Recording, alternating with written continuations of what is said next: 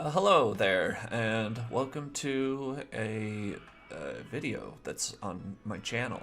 Um, I listen. I really want to make a video for my channel. You know, I have this idea for a video that I want to be doing, and I don't know. I feel very. I really want to make sure this video is going to be up to snuff. You know what I mean? Like, I'm, um, I'm wanting it to be, something special, and hopefully can start a new series for me. But I'm just so, um, I'm so needy with it needing to be. Actually, don't want to do this map. This map's kind of boring. I'll do Bumbly Bazaar. But I'm so yeah, needy with it needing to be perfect, and I've sort of just changed my. I moved and starting new jobs, and it's just been kind of a busy year for me, and so I haven't felt the time was right to like work on this project, but I'm hoping to soon. But in the meantime, I miss putting out videos, and I just didn't know what to do for making just making some sort of video that could be quick and not require a lot of thought and work. Just something that I can quickly put together and still talk about movies and have fun. Just talking about movies, just chatting about movies, because that's all that matters in the end is just chatting about movies. So what I want to do here is just if I have some thoughts about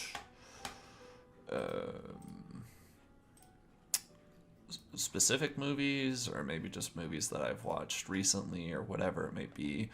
I'm probably just gonna play Roller Coaster Tycoon here and talk about it, and maybe eventually I'll start doing it live as well, so that I can be kind of doing like like a full chat, a full back and forth between me and my viewers. But for now, we'll just do this and see how it goes. So yeah, I'm playing Roller Coaster Tycoon. It's super iconic to me. I probably started playing this around the time it came out in 1999. This is certainly one of the first video games that I have vivid memories of playing. My formative gamer years were very much Roller Coaster Tycoon. Roller Coaster Tycoon 1, 2, and 3. And then that just kind of started a whole it started a whole spiral of just loving roller coaster games, and it made me want to be like a roller coaster engineer growing up, and then I learned that required lots of math and science and thought, and that was just not for me. So whoa, I didn't know you could do that. So I just stick to the video games. But if you don't really know anything about Roller Coaster Tycoon, it's just a theme park simulator. You can either do scenarios, which I'm doing here, which you have a goal. So the goal here is to achieve a monthly profit from food, drink, and merchandise sales of at least $1,000. Let's see if we can see where we're at right now. This month's not even over yet. Food and drink sales, $27. So we got some work to do. But yeah, so you can either do scenarios like this, which is like a challenge mode, I guess, or you can build your own park and just sandbox it out, make the theme park of your dreams type of deal. But we'll just do the challenge modes. Just I don't know. It's a little bit more direction. My ADD brain is already going to make this a bit of a struggle, keeping my thoughts cohesive while playing this. But we'll see how it goes. But yeah, so you just kind of build. There's little rides like this that you can build that are already, pre-made. Your merry-go-rounds. Look at that merry-go-round. But then this game ain't called Roller Coaster Tycoon for no reason. You can build roller coasters, and those are customizable. They have presets that you can do if you don't want to, but you can also build your own roller coaster, which I'll do here momentarily. But generally, when you're getting your park started, you just want to be, just getting everything set up. So there was already food and shops built here. I might move those around. I don't know. So already got some of that stuff going. We might want to add some bathrooms because I don't see any. So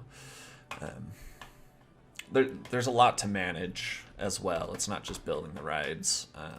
Like you saw here, you have your profits. So in this park, the rides cost money. So each person pays whatever amount to get onto that specific ride, and the front entrance fee is free.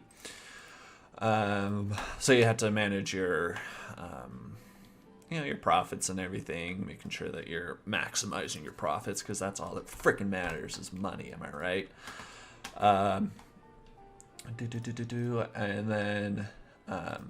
And then taking care of your guests. So all of your guests have needs.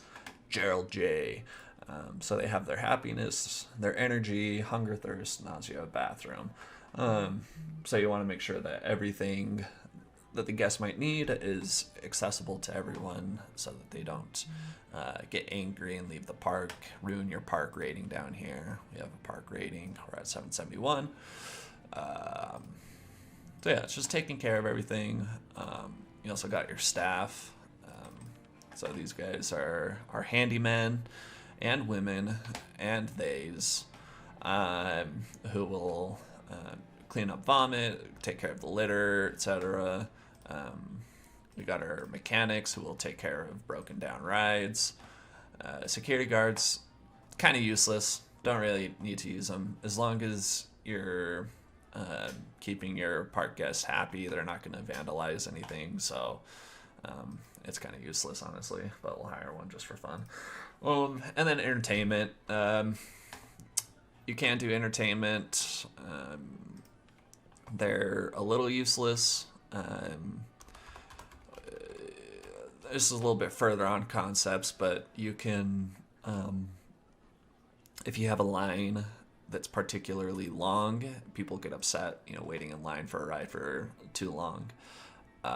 You can put the entertainment guests walking through the line, and it helps keep them happy while they're waiting.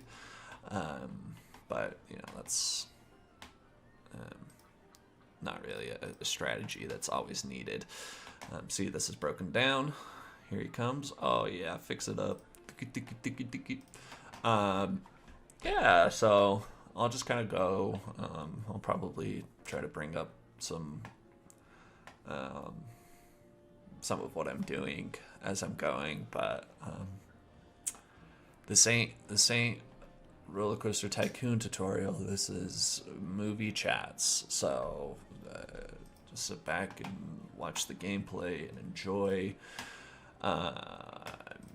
while I talk about a movie. It's kind of funny, just thinking like this was the straw that broke the camel's back, because like I said, I've been just kind of waiting to do this video that's going to be a little bit more produced and whatever. But the movie that, pushed me to my limit of like, okay, I need to talk about movies is this new Hulu exclusive from let me pull up the director's name here. He wrote such hit films as the Divergent series, Insurgent, which is the second one, which I think is my favorite because it's so kind of crazy, that one. But I don't remember anything about those movies. I watched them earlier this year. I don't remember them. But anyway, his name is Brian Duffield. He wrote that, Insurgent. Directed some movie called Spontaneous I didn't hear about. I'm assuming this is like some sort of maybe also a Hulu show or movie. But he's mostly a writer. He wrote Insurgent. He wrote that Love and Monsters movie that came out about the monsters. I don't know, wasn't very good. He wrote the second Babysitter horror movie. So, not a huge repertoire. Underwater with Kristen Stewart. That was a classic. So yeah, not a huge repertoire for Mr. Brian Duffield. And the movie stars the woman from Booksmart, whose name is blah blah blah, Caitlin Dever. So it's kind of a solo act. She's really the only like main character.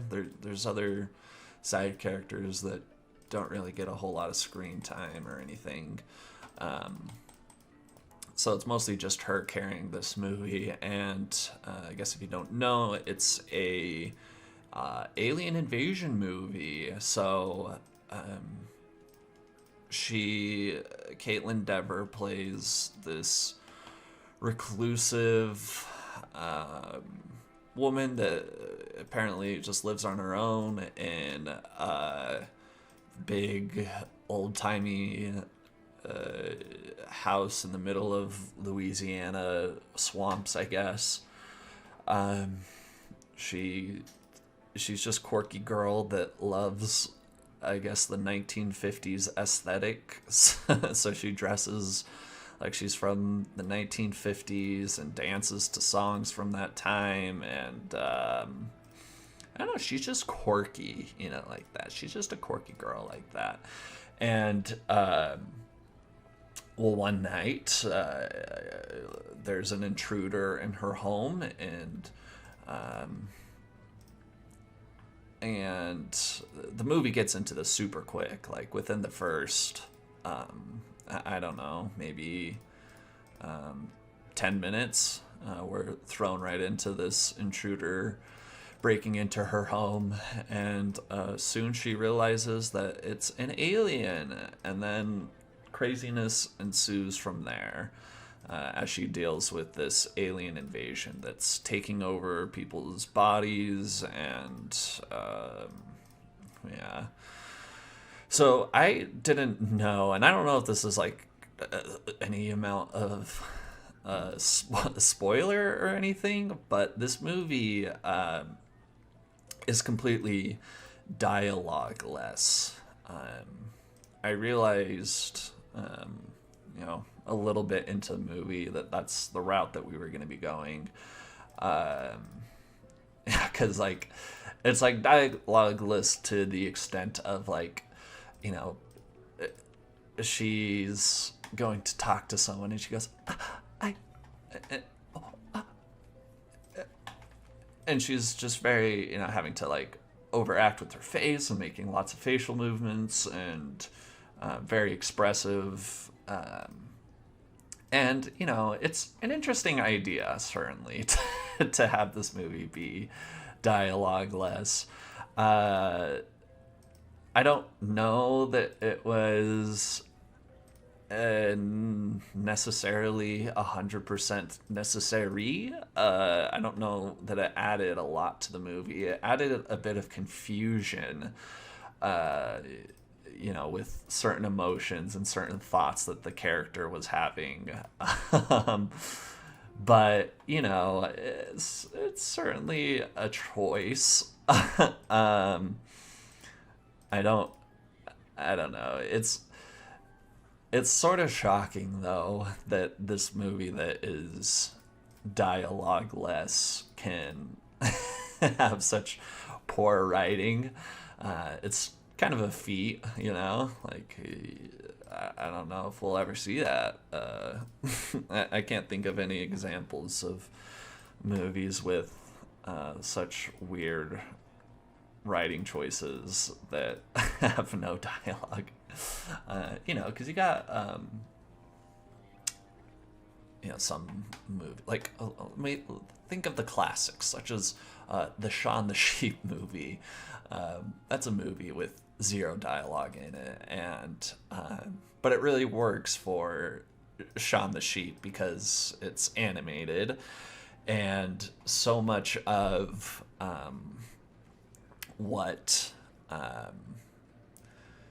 so many of so much of the enjoyment in Shaun the Sheep is that it is animated, and you can have these zany and crazy scenarios with lots of slapstick and silliness happening, and it feels normal because again it's animated and it's about sheep, and it gets its story across very well. Where this is, it's such a weird tone, this whole movie. So with everything not being outwardly spoken, obviously we're supposed to infer things from her actions and the actions of the people around her, and et cetera, et cetera. But it's some of it is, it does have to be silly and kind of over the top to get these thoughts across. Like in general, her acting, she's again doing so much acting with her face, and okay, like that makes sense. So you got to act a little bit with your face and whatever, to get the ideas of this across. Real quick here, when you're in a park that is charging by the ride, with roller coasters, and I guess mostly everything technically, the flat rides, you kind of just have to see what people are willing to pay, because eventually they'll stop wanting to pay as much for it. But with roller coasters, you can go to, generally your excitement rating is how much you can charge for the ride. Like that's what people will be willing to pay. So my excitement, this is out of 10, so 4.7 out of 10, so we'll go up to 4.7, and people will happily pay that. You could probably go up a little bit. You could probably go up to a solid 5 or whatever, but that's good enough. So anyhow, see, ADD right now, remember where I was. Just kind of like the over-the-top nature.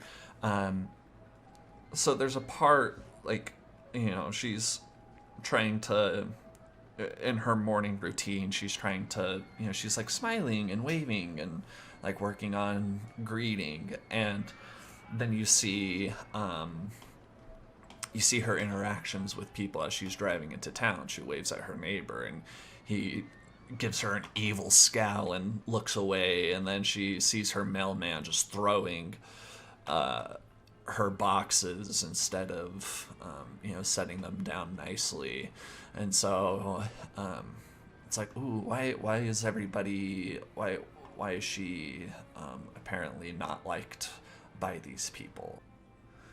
So a character has like a central conflict, a personal conflict that she's clearly having to tackle, and it's not really revealed to like as to what happened with her and her friend, because she's writing a letter to her friend, but she never sees her. Um, and so it's like, okay, so clearly something happened to her friend and whatever. Um, and yeah, so whatever, spoilers. So towards the end of the movie, or basically the end of the movie, she ends up getting abducted by the aliens, and they are sending her through her memories. I don't know. They don't really explain the goals of the aliens. It's not very clear what they're trying to do besides just take over the world, I guess. Um, and so I guess they're entering the mind's eye of people, and showing them their darkness, um, and um, and so the aliens, they see that her and her friend uh, were apparently arguing with each other, and her friend pushed her over onto the ground. And so our main character, they were like 12 years old, by the way. They're supposed to be like 12 or whatever. So as she's laying on the ground, she grabs a rock and stands up and bashes her friend's brains in with this rock, and it kills her. so, so that's why she's so ostracized by her community, is because she killed her friend on accident. And her friend was the daughter of a cop. So I guess maybe that's part of it. Was people were mad that she hurt this cop's daughter, or something. I don't know.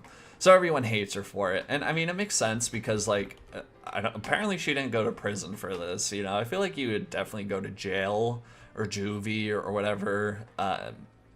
Sure, it was a accident, but she was old enough to know that if she hit her friend in the head with a rock, that it would probably do some serious damage.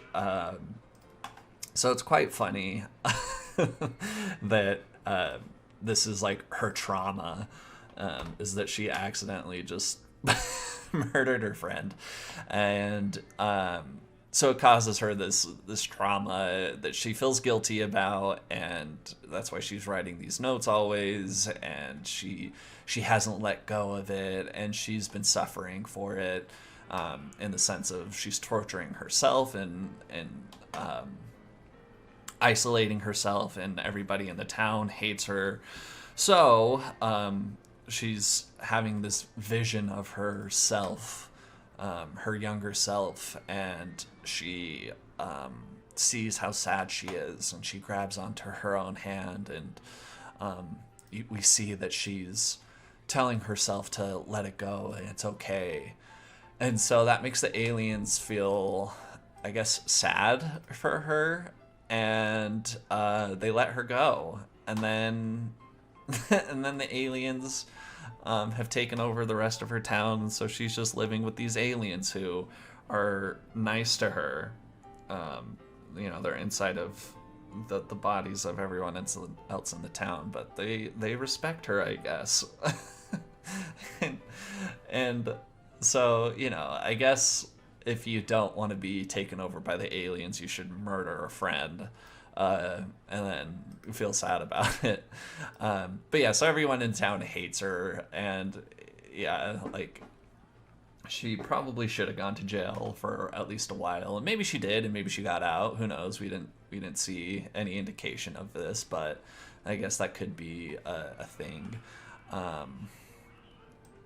We're gonna just speed up time a little bit here so we just can keep making money. But yeah, so very weird. But there's a part, where she runs in, she's trying to tell the police, and I'll get into her dumb decisions but she is finally trying to go to the police about this alien invasion, and she runs into, I guess, the father and mother, I guess, these very old people. Maybe it was her grandparents. I don't know, because they're really old. Like seemingly too old to have had. Well, I don't know. I guess never mind. Whatever. Who cares? She runs into their parents and the dead girl's parents, and the mom spits in her face. She sees her and she right into her face in the middle of the police department around all of these people. And so it's like there's like such vitriol that these people have towards her. And again, I understand that like doing this, it has to kind of be that way because they are doing this movie through no dialogue. But it just kind of becomes this clash of tones because like you're seeing these people be so angry at her and so goofy and over the top angry. Like I don't know, like why would the mailman be like this angry at her 10 years later? Like would he know? I guess he's been a mailman for that long, so maybe. But it's just like so.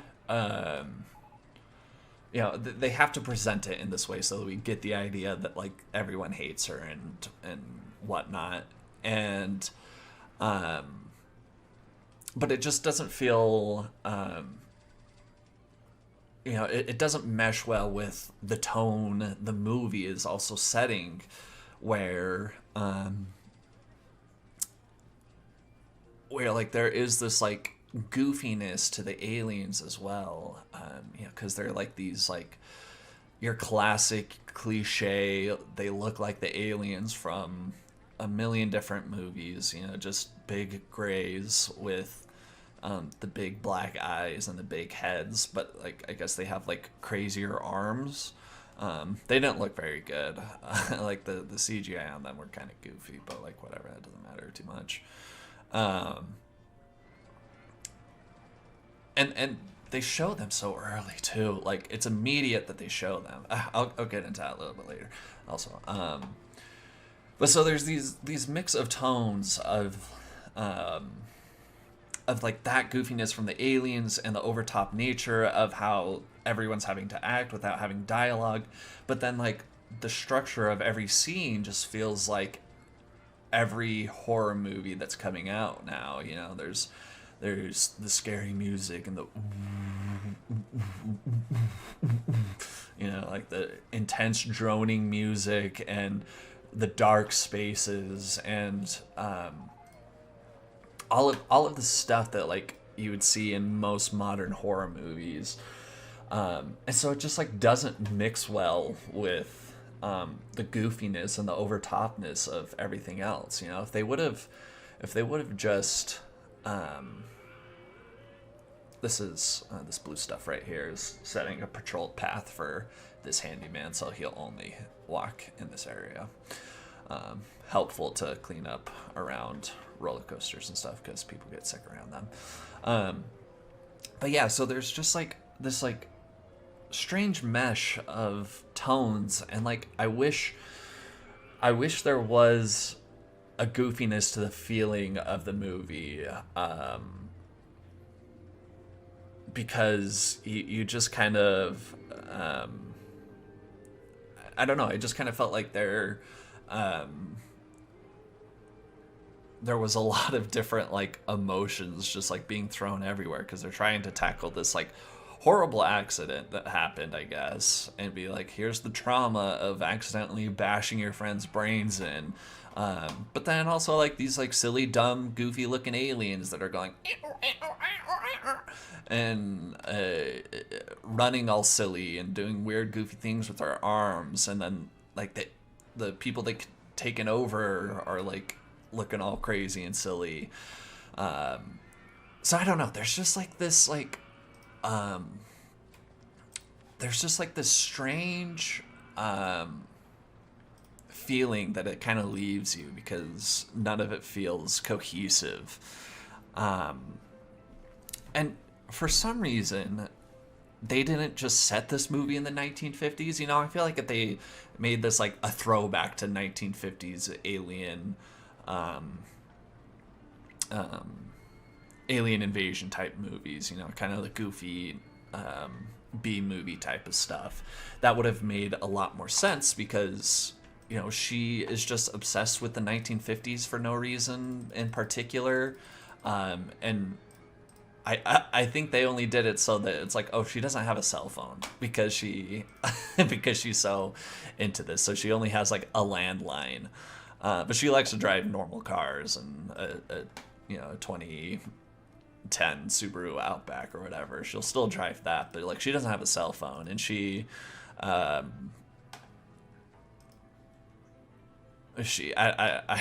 don't know. It's a very weird choice to just not have it just set in that time period. Yeah, because again, I feel like that would have helped the tone a little bit if they're like, okay, yep, it's gonna be like the silly like throwback type of deal. With, you know, and these, you can have these intense, deeper themes about trauma and about like accepting like your mistakes and moving past them, but but the way that they just handled that aspect so intensely and mixed with like this weird tone, it just like didn't really work for me at all. I didn't feel bad for her, you know. I was like, okay, so you so you murdered your friend and I'm supposed to feel bad for you because why? Like because people are like mean to you? I just didn't feel any empathy for her character at all. It was hard to care about somebody that would act so impulsively. Again, even though she was like supposed to be 12 years old or whatever, it's like, you know what you're doing. You knew that you were gonna hurt your friend. And apparently over like nothing too crazy. Like, you guys are 12 years old living in an affluent, like she's in this like big nice home. Like what troubles do you have? And we never get that. We never get to see like what their argument was about and why she was like this angry at her friend. I'm sure maybe in the notes she probably wrote something, but it's just so disengaged with the movie that I didn't bother to read all those notes she was writing. So yeah, I don't know. It was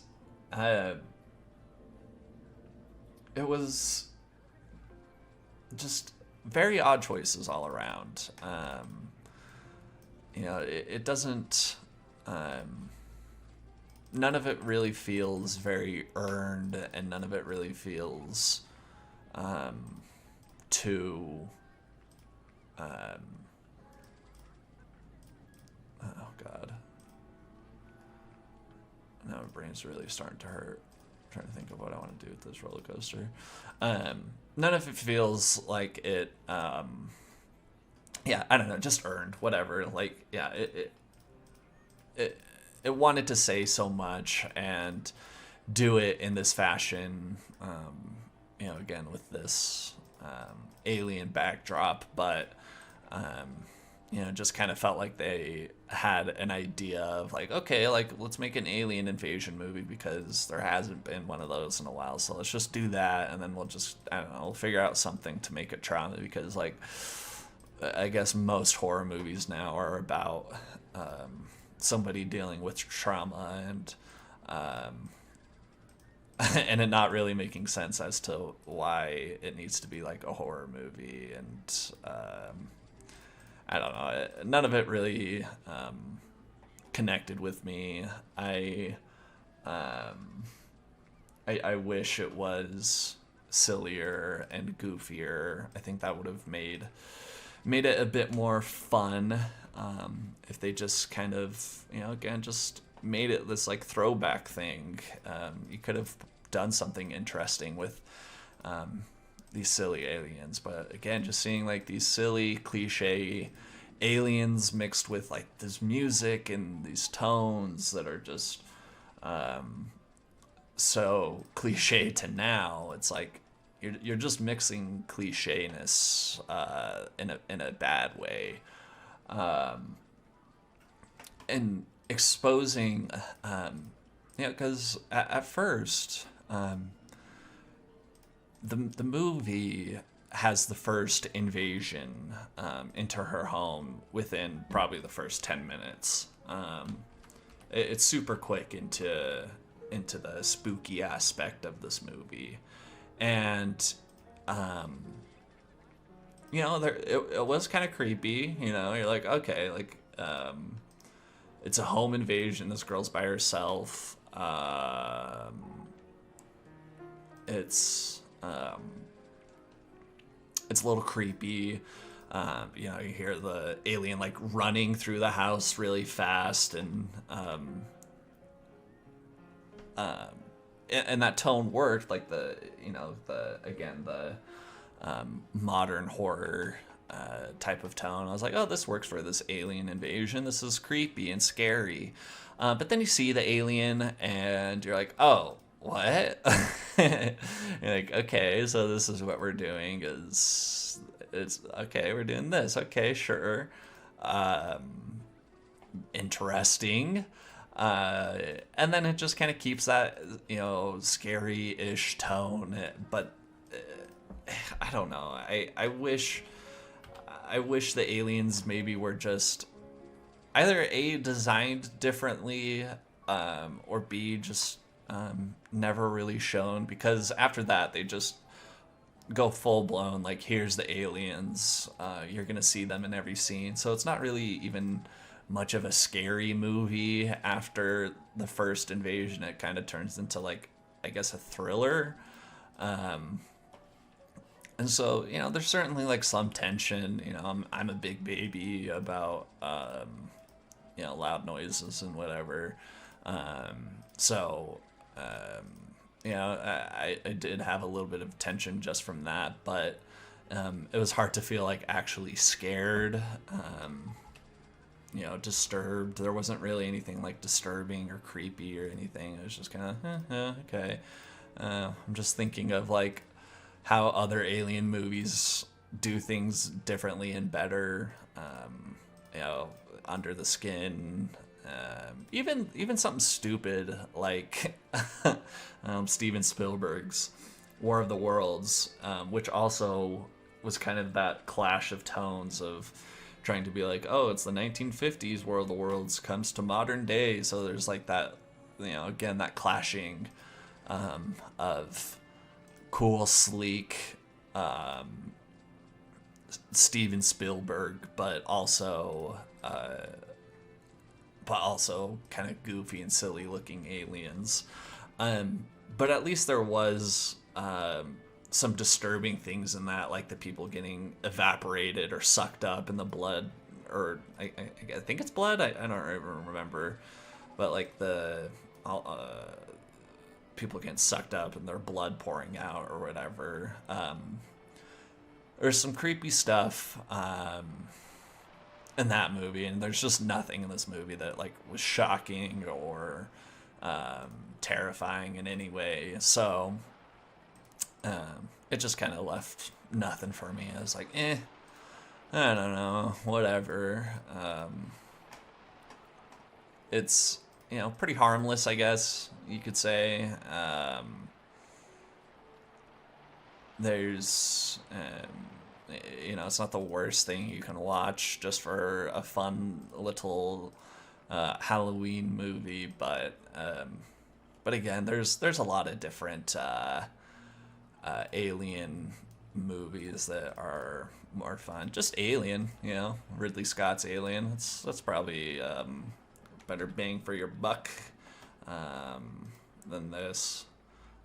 But whatever. I can't be too upset by something that I watched for free in the comfort of my home. I saw some reviews that were like, "Oh, it's such a bummer that this movie wasn't wasn't put into theaters and was just dumped onto Hulu. And there's absolutely no way this movie would have done well in the theaters. Like, it's not that good. I don't think people would have been rushing out to see it. And there was nothing about like the scares or anything that made it like, oh yeah, this needs to be seen in a big theater. The visual effects of the aliens were pretty bad. Lots of just dark scenes where they're trying to hide the look of the aliens. So yeah, nothing too special. I don't know. I really just wanted to talk about it because it is getting like decent reviews and people are really liking it, and so I just had to be the contrarian. I had to be the frickin' loser that says, actually, this movie is stinky and you're stupid for liking it. So yeah, that's right. But really, no. Most people will probably enjoy their time with this. It's pretty okay. Just very odd. Just a lot of odd choices and very funny things. I quite enjoyed that it was revealed that she smashed her head's friend with a rock. Like, very odd to be like, that's her trauma. Like, okay. I hate when I smash my friend's head with a rock. And yeah, it's really funny that the aliens were like, ooh, she's been she's been traumatized and people have been mean to her, so I guess we'll be nice to her, even though she's also like murdered a few of the aliens. Like the first alien that she comes across, she also smashes in the head with like a wooden piece of broken door. She smashes its brain with it and kills it, so it's paralleled. But the aliens have no problem with her killing some of their friends. They're like, well, she was. People were kind of mean to her, so maybe we should just let this one go. We'll kidnap everybody else and I guess kill them, but she's cool. Well, lesson learned, everybody. If you don't want to become the host of an alien, go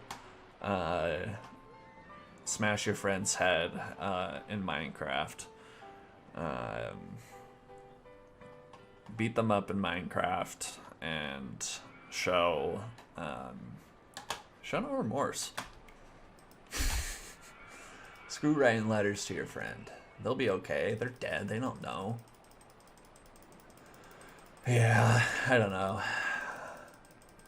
I might have other thoughts about the movie. They'll pop up later. I know I've said like a million things like, oh, I'll talk about that in a sec, but who knows? Who knows what it was? I don't remember. I don't recall. Do you?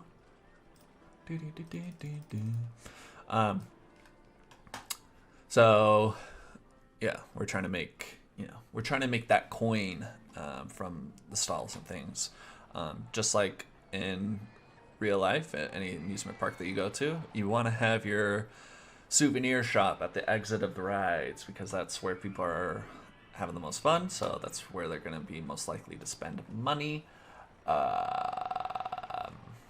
yeah, leave them some sunglasses to buy. Oops. Shoe and Sody on the big screen.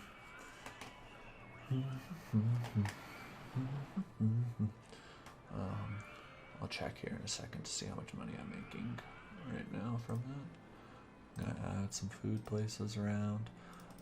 You can generally just bump the prices up from where they're sat for food items and drinks and whatnot. Okay, so last month we made $305. Dang, son. Let's see. Oops. Um, I'm playing what's called Open RCT. So, great community of people have um, made an open source of this game. So, basically just rebuilt this game from the ground up for the modern age, and they've done an amazing job. They're constantly updating it and adding a lot of really neat features. Like, it's really cool. I think even something like this, fast forward, that was not in the original game, so it would take forever to beat a level, but now you can do it pretty quick. And just, lots of cool, unique things. So, if you ever want to get into this, you do have to buy the game and then download the OpenRCT, but definitely go through them. They've made this run a lot smoother on modern PCs because the original version was struggling a little bit. So yeah, check it out. But I'm playing. I want to go through the Roller Coaster Tycoon 2 maps just because I kind of like them a little bit better. It was the sequel, so things were, just improved. It's the same game, but just improved. I'll go back and do Roller Coaster Tycoon 1 maps eventually, if I keep doing this forever. But yeah, I just like these maps a bit more. They're a lot of fun. Okay. So we're staying around there, around the same. I keep clicking this. But yeah, I'm sure there's like shortcuts that I could be doing and adding to achieve monthly profit. So profit, huh?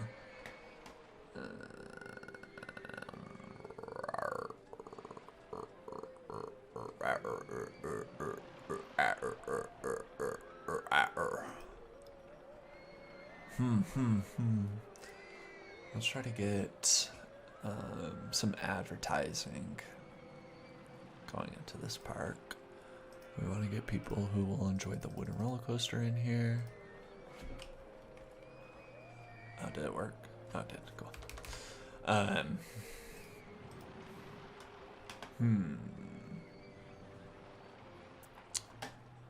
Well, let's see what else I have watched recently. You're gonna see the kitties. Look at them. Shrew and Sody on the big screen, making it big, being so cool, being so pretty, being so handsome. Go to my profile on Letterboxd. Oh, hell yeah.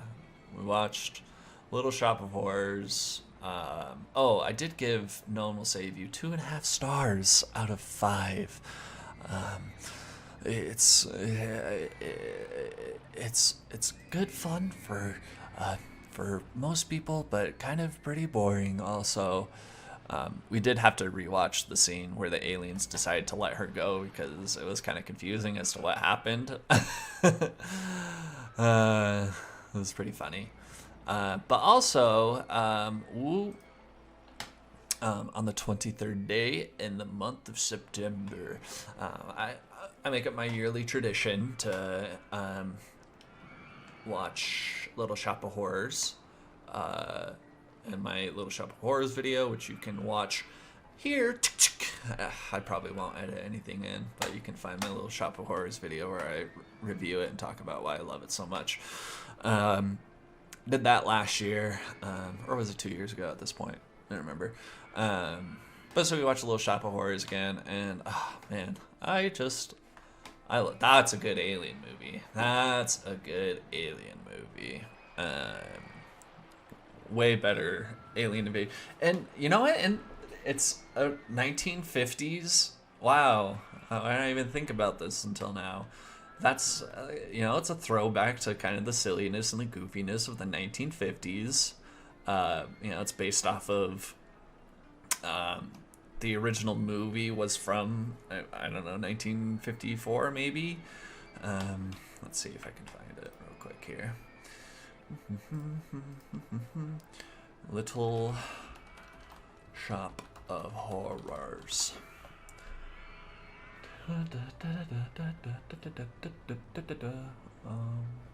Just films. Oh my goodness, where is that? Okay, so it's 1960. But still, obviously based in the 50s. This was the original movie, and then Howard Shore and Alan Menken wrote. There's my notes for that movie. Howard Shore and Alan Menken wrote the stage version, and then they adapted that into the 80s movie. And but so when they wrote the play, they were kind of making it this throwback to that time that the original came back, and the silly, weird nature of that original movie, and kind of the inherent silliness of the plot of of an alien plant coming to Earth to sing and dance his way to ultimate power and taking over the world. So works much better in Little Shop of Horrors because it knows what it is. It knows that it's a dumb concept, and it knows that it's gonna be, you can't take this concept seriously, so you have to have this layer of winking at the camera and having fun with what they're doing.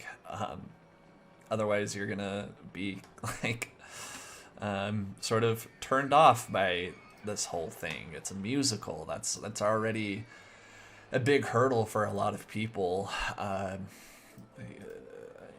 lot of people struggle with watching musicals for whatever reason. Again, I go into that a bit more in depth in my video, but Howard Shore and Alan Menken knew that there has to be goofiness for a musical to work on camera.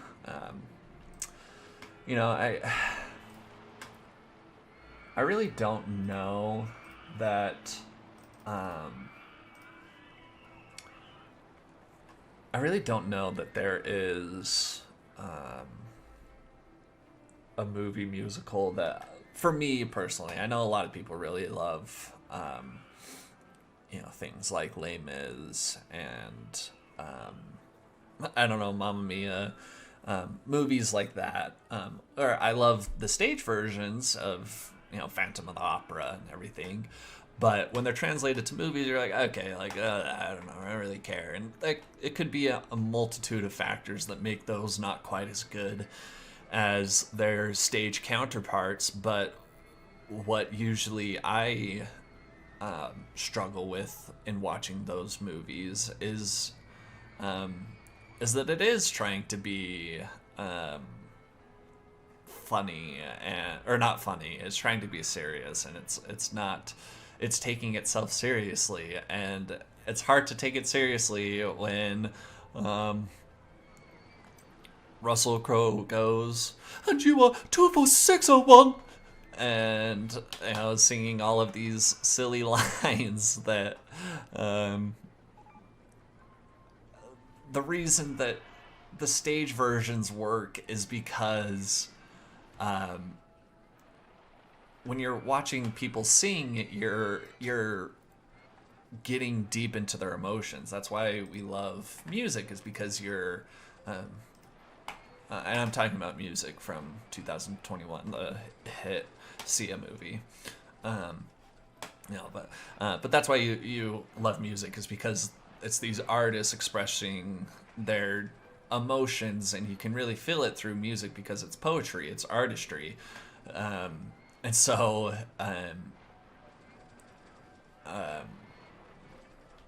So when you're watching it on stage, you're like, oh yeah, I can see these emotions, even though I'm sitting like all the way in the back of the movie or in the back of the theater. I understand their emotions without seeing their face because disgusting state of bath. Okay, guests are mad that there's vomit. Oh, look at all that vomit. But despite being far away from the stage, you still see or understand their emotions because they're just belting these beautiful songs that are just so full of emotion and thoughts and everything. Where when you're watching it on film, you're like, okay, I can see. The point of film is that we can see the character's emotions presented easier, and you have all of these different things that go into filmmaking that make the whole movie have these emotions. And so when you're watching a musical, you're like, okay, like I get it. It feels a little bit goofier. You're trying to present this as real life, and it just feels a little goofy. So I enjoy the movie musicals that have the tongue-in-cheek or have a factor to them, such as being animated, that, you know, break that line of reality and add a layer of irony to it. What did we do last month? 392. Oh my god. So I think a big thing about being able to get this is probably just going to be trying to get as many people to the park as possible. So we're just going to start tons of advertising campaigns, except for free food and drink, because we obviously need people to pay for it.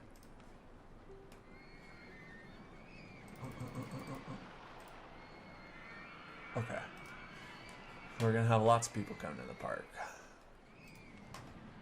Mm-hmm. This one's going to be taking me a little bit longer than what I was hoping. So this video might be split into two parts. I don't know. I didn't want it to be over an hour long, but here we are. Bloody, what was I talking about? Bloody. Oh, it's just, so yeah, that's just what I so deeply adore about Little Shop of Horrors, is that it understands the irony. It knows what it is. It knows the layers of goofiness. It knows that it's best to not take this seriously and to just have fun with it. And my goodness, do they have a lot of fun with it. The Audrey 2 puppet, literally every single time I watch the movie, I'm like, wow, that is just so amazing. Like, how did they do that? Even like I know how they did it.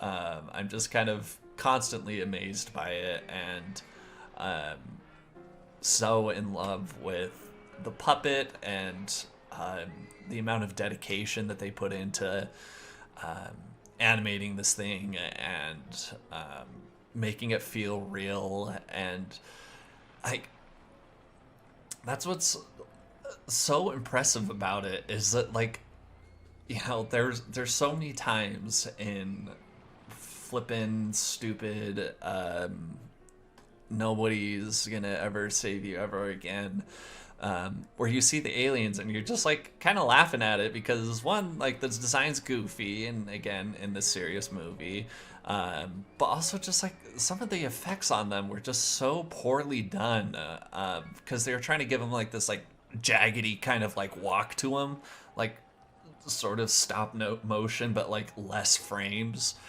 and it makes it feel so weird. It makes it feel unfinished, and the CGI rendering on them isn't super great. So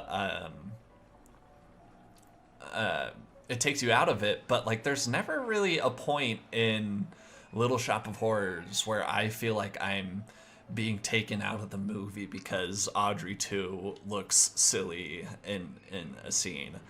And again, it's just so incredible that they were able to pull that off. was such an insane concept, and then being like, this is a crazy puppet, and we're gonna have it like sing.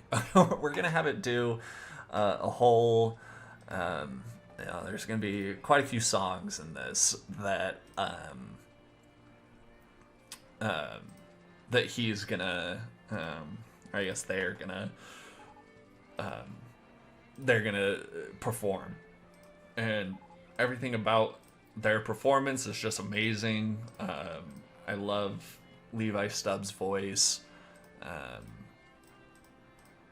Very, very great singer. And then everybody's just a great singer. Ellen Green, who plays Audrey 1, she's doing the goofy, silly 1950s. Oh, sure. And but then she's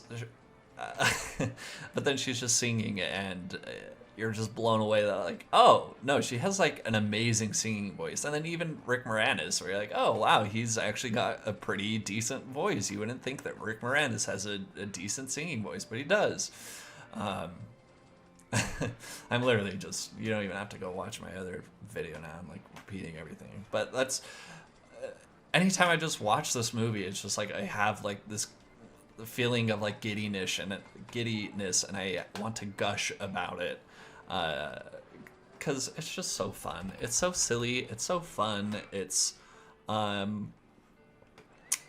exciting. It's funny. You know, there's a lot of good laughs in the movie too. Lots of really funny little scenes. Lots of funny jokes, I guess, and lines. Everything in it just is just so perfectly done, and it's always my conquest to get people to watch it. And I know so many people that will watch it will just absolutely hate it. But like, come on, like you're crazy. You're a crazy person if you don't love Little Shop of Horrors.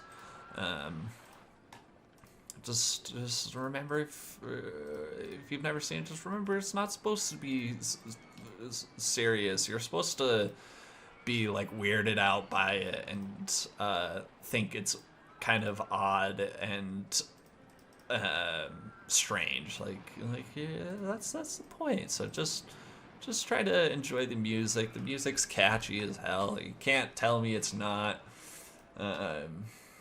You're also a crazy person if you think the music of Little Shop of Horrors isn't good. I think I'd probably fight somebody if they told me that. I would I would rock them. Not really. Satire. Just kidding. Yeah, I love that movie. I'm gonna have to come back to this map. We're starting to make... Oh, look at that. 638? Okay, come on. Let's do this, people. Come on. What else? What else we got? Let's see. I have hats right there. Just general souvenir shop. Boop, boop, boop, boop, boop. Same price. Let's increase this to $3. Boop, boop, boop, boop, boop. We're just trying to build out some stuff here so that, you know, again, we're trying to keep this park happy. What's everyone's thoughts? Oh my god. Let's see how everyone's feeling. It's too crowded here. Shut up, you freaking baby. It's too crowded here. Shut up. Guests are complaining about the disgusting state in your path. Ugh. This path is disgusting. Okay. Did I not assign somebody over here? Maybe I didn't. Okay, I didn't. Ding, ding, ding, ding. Okay. And then let's get another one. Brrr.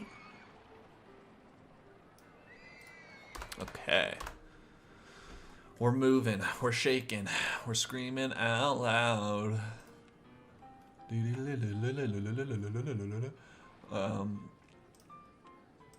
What else? What else about Little Shop of Horrors? I don't know. I freaking love it freaking love it, man. I fear the day that they do try to like do a reboot of it. I know that there is like all these rumors of like Chris Evans. Yeah, it's Chris Evans like being in it, and Taron Egerton, and they're like doing this reboot, and I'm like, please no, like it's done so well, like you don't need to, it's okay. I'm gonna add a little bit of a walkway this way to loosen up some of the traffic. But yeah, like it's not necessary. You don't have to do that. We already got a movie that's really great, and you know, there's lots of stage versions that are recorded that you can watch. So you know, just don't do it. Just stop it. I don't think they will. I don't know if there's enough interest or intrigue in Little Shop of Horrors to make a whole new movie. It's you know, it's certainly loved in the right communities, but I don't know that like the general public would be like, oh, they're remaking Little Shop of Horrors. I just don't think it, unfortunately, has that clout. Even though it should, even though everybody on the planet Earth should watch it and love it.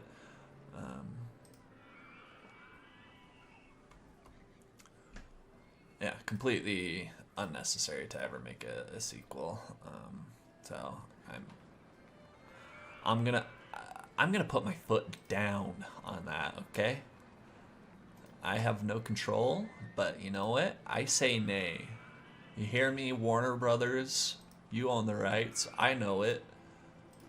I say nay, and what I say goes, okay? Okay? I'm really starting to ramble here, folks. I'm trying to get this park to be done. That's the problem with some of these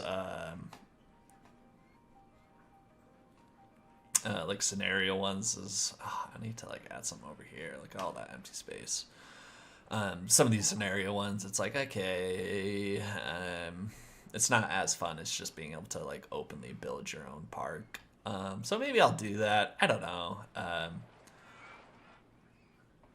I just, yeah, again, I felt like doing the scenarios, I would have at least some direction for me to be working in, and that would help my crazy brain feel, oh, look at that. Woo! We did it.